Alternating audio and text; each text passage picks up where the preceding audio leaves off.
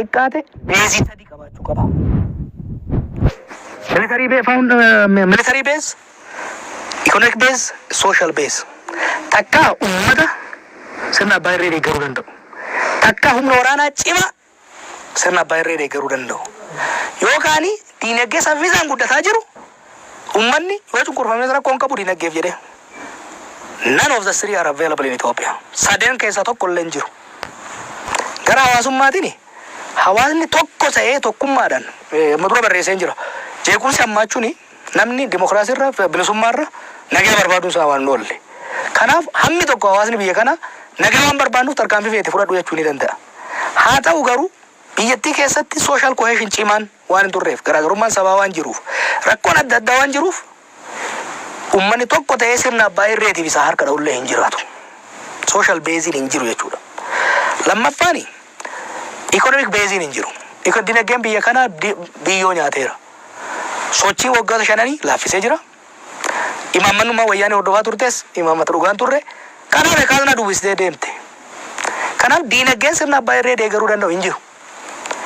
Waraannis rifoormii amma tokko godhanii jiran. Rifoormiin amma isaan godhan waraan tokko ta'eef cimaa ta'e ijaaruudhaaf waggaa 2-3-4 itti fixa. Waraan amma jiruun immoo abbaa irree ta'uun hin danda'amu. So there is military basein isaan jiru, social basein isaan jiru, economic basein isaan hin jiru. Gara isin deeme yoo jedhe innis biyya sana rakkoo keessa buusa. Warri kunis isa tuttuquu dhiisanii, isa aarsuu, isa dhiibuutti yoo kan deeman taate waliin kasaarra. Anja'een ture osoo biyya kana hin dhufne. Keessattuu warri wayyaanotaatti illee kanan jechaa ture dhiibdanii abbaa irrummatti achi dhiibdu. Garuu abbaan irree sustainable ta'e biyya kanatti waan biqilu natti fakkaatu yeroo amma jirutti.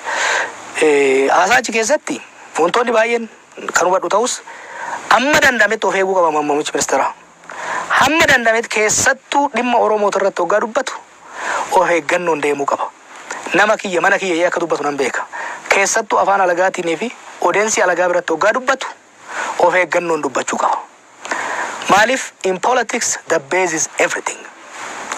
Beezii kee keessatti xiqqoo urannaan, beezii kee keessatti rakkoon uumamnaan hamma feete hawwii qabaadhu. Hamma feete viizhinii qabaadhu. Ce'uun nama rakkisa. Biyya kana keessatti Oromoo waan ta'eef kan jedhu jijjiirama kana kan fide uummata Oromooti. Humni jijjiirama guddaan uummata Oromoodhaati. Uummata Oromoo jidduutti qoqqoodamuun dhufe jechuun goommaan makiinaa Abiy oofuu hafuura yaasuu eegale jechuudha. Goommaan isaa hafuura yaase ammatti amma fedhan fiigoo kan jiru taates xiqqoo ture xiqqoo deeme makiinaan sun dhaabbachuun isaa hin oolamu jechuudha.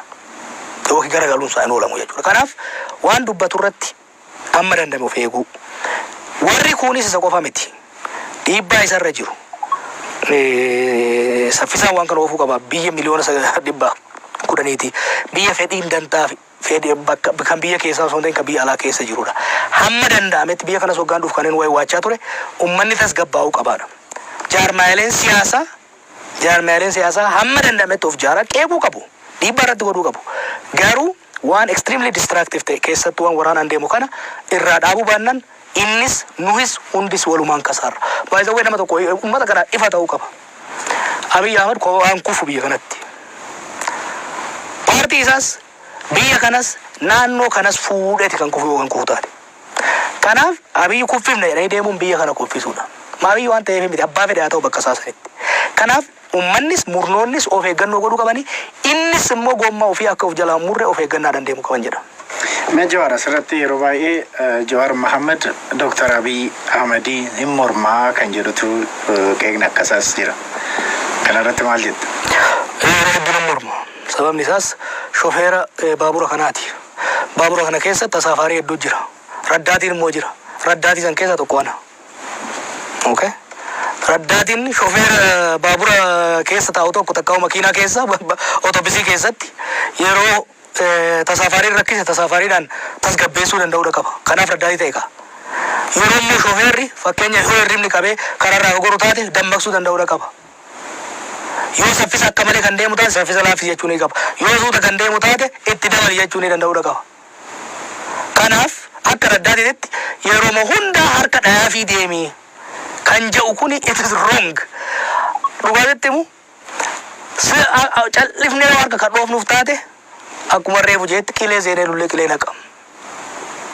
Kanaafi narraas ta'ee hayyoota biraarraas kan eeggamu tifoozoo ta'uudha miti. Tifoozoo baay'ee qaba. Akka miseensaatu ODP keessaa miliyoona 5 qaba. Har'ammoo biyyi guutuun isaaf harka dhayaa jirti. Beektaa ati shofeera taate makiinaa tokko keessatti tasaafariin akka malee yoo harka dhaye siin ashata. Hoggaa kararraa mayitus arguu dhabuu dandeessa. Gaara hoggaa qabattus arguu dhabuu dandeessa. Hojiin raddaatiidha.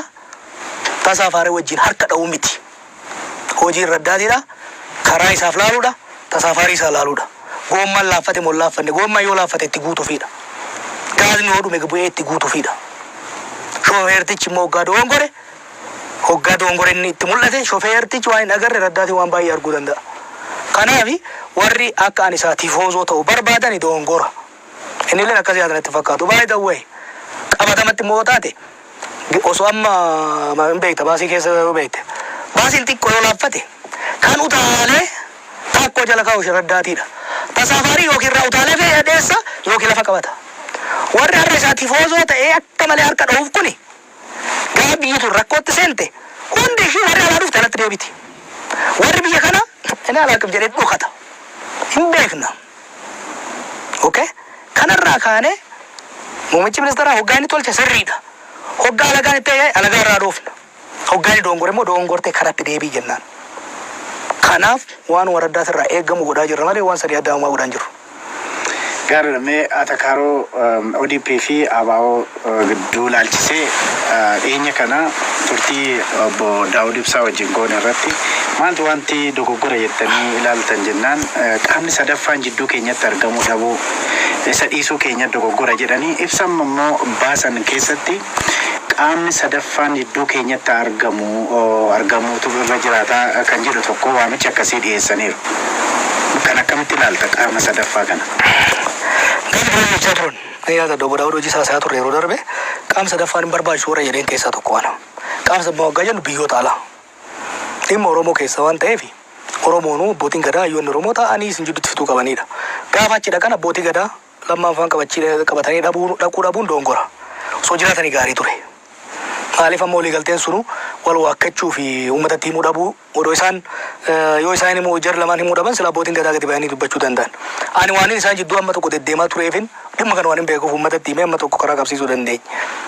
Ammas yoo kattaatu taate qaamni sadaffaan an akka kiyyatti alagaa biraa bira dhaquu osoo hin taane namnummaan keenya hayyoonni keenya abbootiin amantii abbootiin gadaa hirmaachuun gaarii.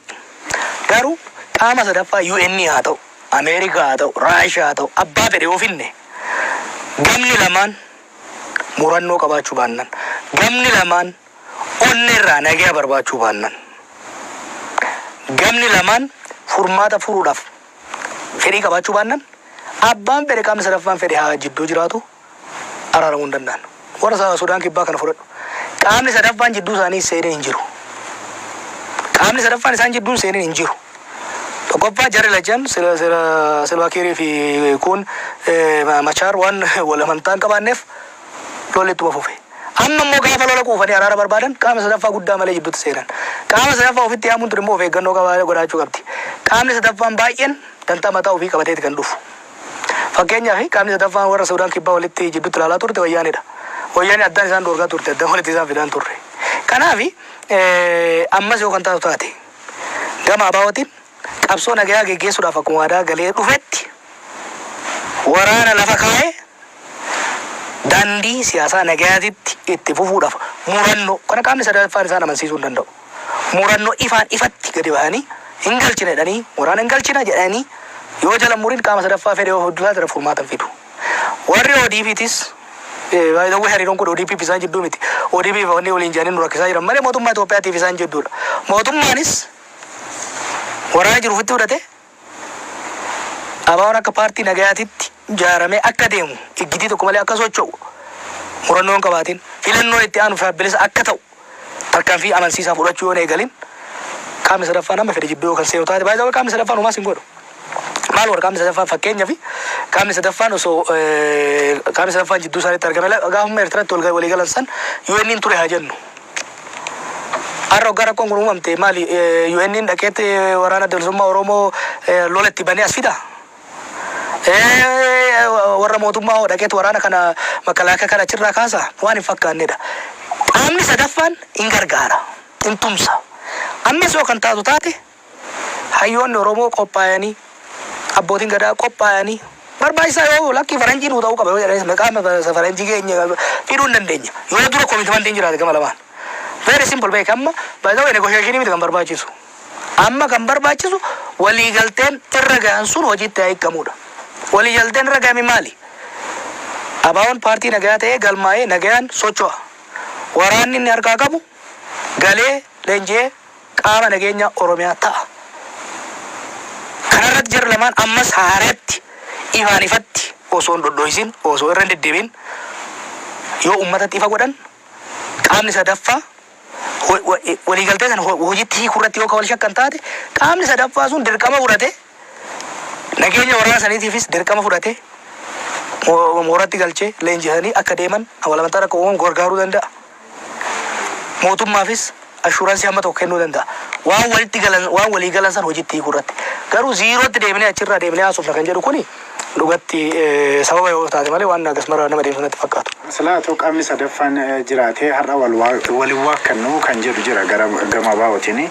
Lammata immoo aktivistoota siyyuu dabalatee akka nuti qaamni sadaffaa hin jenne akka yaada sana dhiifnu dhiibbannu irratti ture isaan irra ture kan jedhanii qeeqanis jiru. Lammata immoo gara dhumaatti mee jaarsummaa kana qaama sadaffaa Jawaar Nuyyaa ta'uu yoo jedhanii si gaafatan maal goote? Look, waliigaltee wal waakkatanii waliin waakkanne beeki. Waliigalteen waan akkasuma diiteelii bal'aa qabu miti. Qabxii baay'ee qabu malee ijoo ishii dubbii waraanaati. Anamman beekutti irruma diddiban malee warri abaawos waraana galchinu hin jenne. Baay'ee waggaa wallaggaa irraa deebinu wal fuulduratti walii amananiiru kanuma. San dura san obbo Daawudis obbo Lammaas dubbiseera. Waliin waakkanne. Hojiitti hiikurratti lachuu lincican. Hojiitti hiikurratti lachuu lincican. Rinciisa san rakkoon kan jiru. Rinciisi sun immoo maalirraa dhufa? Wal amantaa dhaburraayi. Akkuma amma waan amma dura jechaa turre amma isaanuu ifatti dubbataa jiru. Warri abaa'oo waraana nu hiikkachiisanitti filannoo keessaa nu baasanii filannoo dhugaan godhanii maal kan jedhu shakkii qabu isaan. Warri mootummaa immoo lakki jarri kuni waraana kana fayyadamanii babal'ifatanii maal godhanii humna lola irratti bananii aangoorraa nu buusuu barbaadu kan jedhu wal shakku. Kanaaf wanni ta'uu qabu shakkii kana hambisuudha. Ruula geem irratti waa'ee filannoota irratti waa'ee filannoo yeroo dubbachaa ture osoo abaa'oo hin dhufin Jawaar filannoo dorgomuuf deema kanaaf nutti wachaadhaan jechaa turan. No waan borduftu fagoo waan laalaa turreef kan wanni taane yeroo na sallaa ture joogii tokko ture namicha tokko jira beebii fiyaatii qaba makiina laafti gaara sallaa sun gaara beeyta. Chi osoo fagootti niitiin isaa bira teessi hoolaa kanarratti agartee hoolaa sana agartaa jetteen itti buutaa itti hin bu'in jennaan inuma callisee oofa. Odomoo dhaqee itti buuse. Biyya nyaadhuuti maal osoo agartuu natti dhiiftaa hoggan olaadhaa jetteen. Amma nuunis kan jedhamaa jiru osoo balaan bu'aa jira rakkoon hin uumama jechuun itti buusan rakkoo uuman. Hundumtuu qophiidha isaan gargaaruudhaaf. Garuu tokkoffaa yeroo bitachaa jiru jara lachuu. Yeroo nuti isaan jidduu deemnee nagaa wanni gochaa turretti waraabaawonis waraana isaa leenjifataa ture. Mootummaanis makalaakaa achitti fe'aa ture. Dhugaa rabbiiti kan dubbannu waanuma agarreedha. Yeroo nuti asii wallagga dhaqnee naannoofnee bakka wajjin xaarree dhufnu isaan nu dabarsanii waraana wal dhayaa turan. Walitti qophaa'aa turan. Tapha akkasii keessa seenuun barbaadu akka iyyatti. Lachuu kopha koottaa ta'u wal biratti lola dhaabneerra. Nagaa barbaanna. Waliigaltee keenya kanarratti hamma dhagoo waan wal shakkinuuf waliigaltee kan hojiitti hiikutti nu gargaara jedhan itti seenna. Sanii alatti garuu waraansa biraatiif haga isaan humna horataniif sababa isaanii uumuudhaaf yeroo isaanii kennuudhaaf yoo taate garuu ani gama kiyyaan hin hirmaadu namni walii akka hirmaatu hin gorsu baay'ee jaarsummaan immoo barbaachisu. Kataanii isaan ati kana goote ati akkas na goote hin ta'u kuni sanii miti kan ta'u. Waliigaltee irra gaame suni baay'ee kuni waliigaltee isaan lamaanii qofa miti. Is international norm jijjiiramni tokko dhufe jijjiiramni tokko biyya tokko keessatti yoo dhufe humni kaleessa waraanaan jijjiirama barbaadaa ture suni jijjiiramni erga dhufe waraana san demobilization waan jedhamu jira waraana san demobilize godha.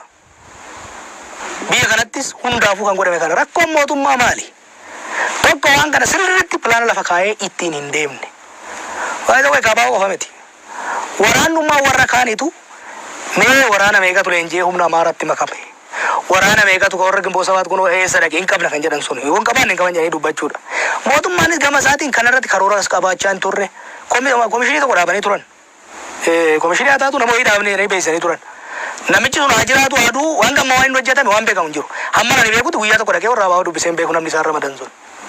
Gara mootummaatiinis callisanii warra abaa qofatti quba qabuuni warra akka kiyya keessa beeku hin fudhatamu. Warri abaawotis waraana leenjifachaa hidhattoota hiiksisa miidiyaa isaaniitiin lola labsaa nuun immoo jidduu kanatti deemaati yeroo nu bitaan hin ta'u. Gara lachuu uummata Oromoo fuulduratti gadi ba'anii kun warra jalqabnee lola dhaabneerra. Waliigaltee keenya san hojiitti nu waa hiikanii hoo jedhan Oromoo silaa Oromoo irraa konfidensii yeroo baay'een qaban Oromoo namadani yoo suni Oromoo waan tuffatan bira lachuun tuffata baay'ee Oromoo waan tuffatanii fi faranjii isaanii ta'uu barbaanne sila godni abbaa keessa jiru beeka biyya sanaa fi saba kana nutu beeka qaama sadaffaa sanis karaa qabsiifne gorsiifne wanni isaan ji'a meeqa dadhaban tun baay'ee ta'uu torban lamatti dhimma dhumuu danda'u bara. Rekomandi goonee turre bakka Jeneraal Biraanuun jirutti bakka Lammaan jirutti bakka Daawud jirutti maal inni jenne. Walamantaa waan jiruuf waraanni aba'u aanaa tokkotti bakka daangaa irraa fagooteetti aanaa tokkotti haa ba'u naannoo sanii makkalaaqaan haa ba'u. Okay? Torban itti aanu kun torban tokkotti haa raawwatu torban itti aanu kaampiin qophaa'e kaampii sanitti waraanni haa galu. Kaampii sanitti immoo waraana san galchuu fi waraana san tajaajilu irratti koreen hayyootarra abaaworra mootummaarraa walitti bahe itti gaafatamaa haa fudhatu. Kaampii sanirraa makkalaaqaan kilomeetira 50 taatu 100 haa fagaatu.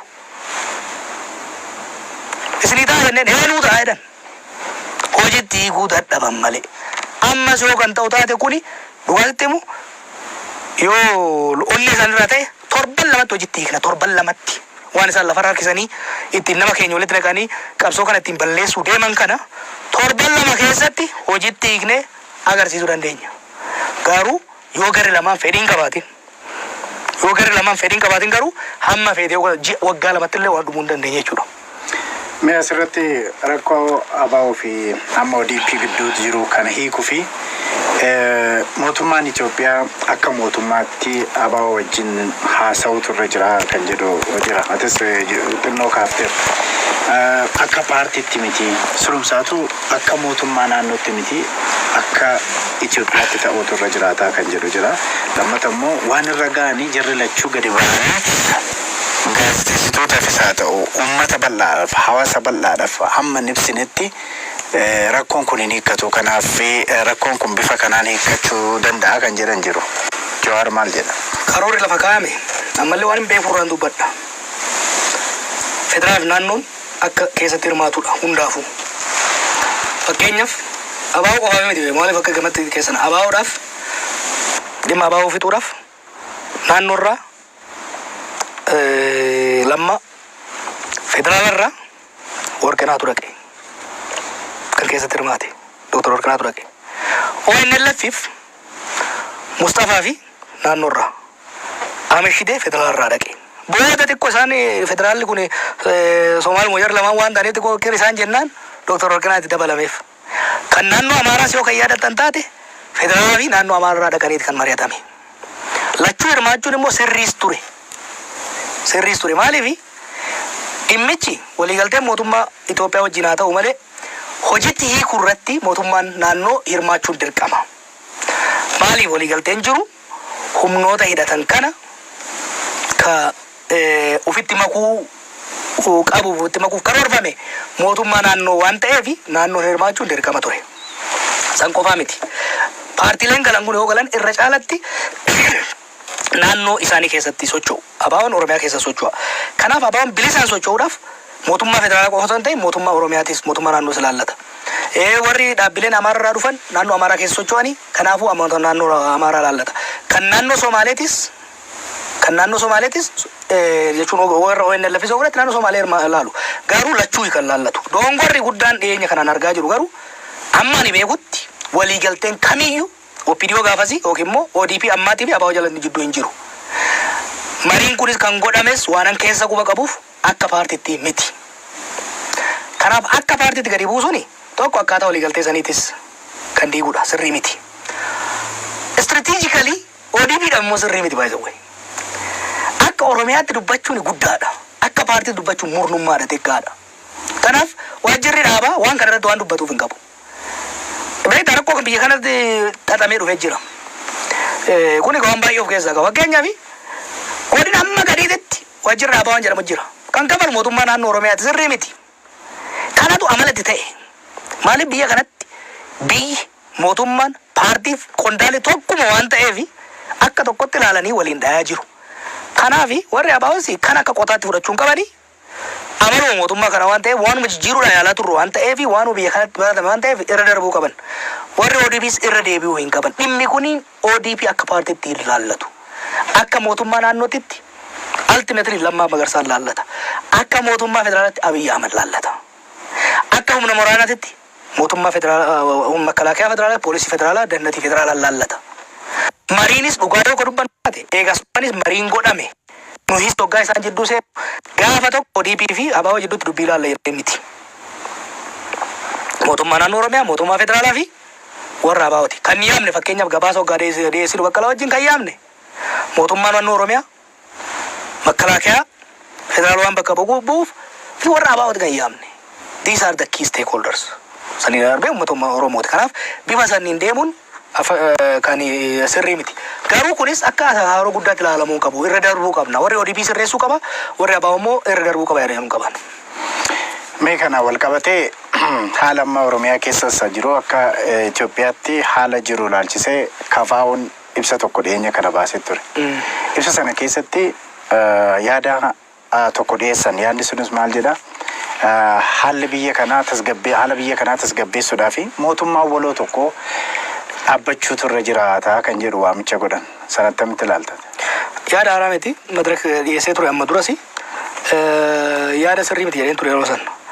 Sababni isaan agala ammallee yaada sirrii miti applicable miti bakka adda addaatti hin godhama. By the way ce'umsa hybriditi kan amma godhaa jirru. Hybrid jechuun ce'umsa wal makaadha jechuun akkuma nama dura ta'etti hoggaa sirna abbaa irratti qabsooftu yookiin sirna abbaa irree san kuffiftee mootummaa haaraa ijaarta yookiin immoo mootummaa haaraa ijaarta yookiin immoo warruma jiru kan keessaa jijjiirta. Amma kan godhame kan xiqqoof keessaa qabu. Warri ol ba'e guutumatti EPRDF illee jechuun hin dandeessu. Warra EPRDF ilaalcha EPRDF irraa adda qabutu ol ba'e. So hoggansa jijjiiramaatu jira. Hoggansa ce'umsaati kan jiru. Karaan biraas ilaa ta'uu danda'u. Ce'umsa kan hogganuudhaaf mootummaa ce'umsaa kan paartilee hundarraa walitti bahee paartii biyya bitaa bulchaa jirus paartilee mormitootarraa walitti baaftee mootummaa waloo tokko ijaarta. Sun kan ta'u silaa paartiin muraasni qofni jiraate.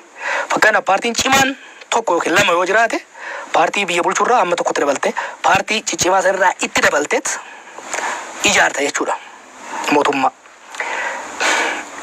Maali kan akka ODP'n biyyoon akka biyya hoogganu yookiin immoo EPRDF keessaa akka aangoon itti fufu EPRDF kuffisuu kan nu dhoorge maaliin? Paartiin ciccimaan waan hin turreef. Paartiin tarkaanfii mootummaa fudhataa tureen cinaan mana hidhaa waan tureef. Cinaan immoo biyya alaa waan tureef paartiin alternative ta'e waan hin turreef biyyattii kan itti fufsuudha. EPRDF kufuun biyya kufuu ta'uu waan danda'u. Isaan keessaa immoo akka hiree ta'e namoonni ciccimoo waan as bayaniif jarri kun itti fufuudha. Amma akka KFO'n jedhutti paartilee hunda keessaa itti haa galchinu yoo jenne xaxaa guddaa dhuuma. Sadarkuma Oromiyaatti fakkeenyaaf mootummaa naannoo Oromiyaa paartii hundarraa haa jennu paartii kan faadha. Paartii 14tu jira. San keessaa kan wayyaaniin bittiltees jirti. Kan keessaa kan nama tokkootis jira.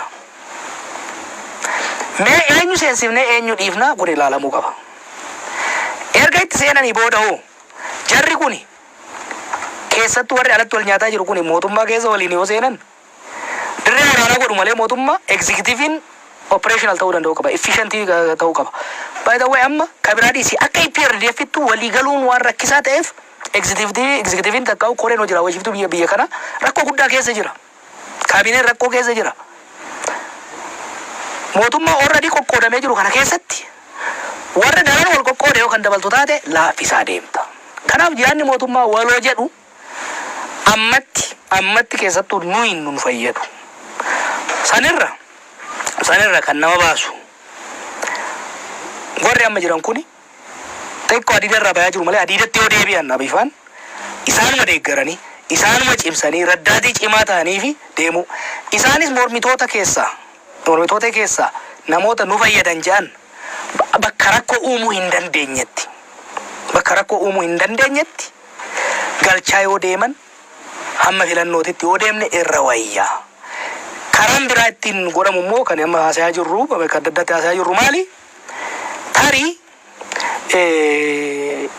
garee cehumsa kana maaneej gochuu danda'u gargaaru. Muummichi ministeeraa amma biyyas bulchaa jira, biyyas ceessaa jira, hojii oriijinaalii hojjetaa jira. Paartiin